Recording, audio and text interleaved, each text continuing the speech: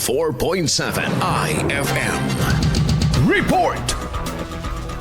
Natapos na ng Department of Public Works and Highways Ilocos Region ang 1,278 mula sa 1,729 na nakalinyang proyekto nito. Ang mga naturang proyekto ay pinaglaanan ng 71.86 billion pesos noong taong 2024. Kabilang dito ang 202 na proyekto sa kalsada, 69 na tulay at 211 na flood control structures na mapapakinabangan ng mga residente sa rehiyon ayon kay DPWH-1 Information Officer Esperanza Tinaza. Kasama sa mga natapos na proyekto ang 86 na farm to market roads, 50 na bagong school buildings, isang kalsada patungo sa mga seaport, 34 na proyekto sa kalsada na patungo sa mga pangunahing destinasyong panturismo at 9 na proyekto sa ilalim ng DPWH DTI Convergence Program para sa pagpapalaganap ng ekonomiya sa rehiyon.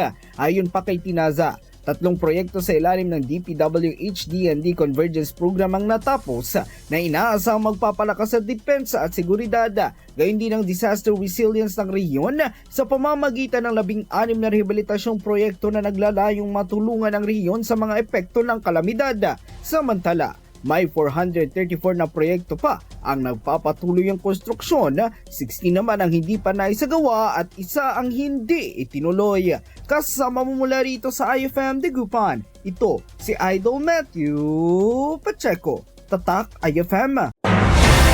IFM News. IFM News. IFM News.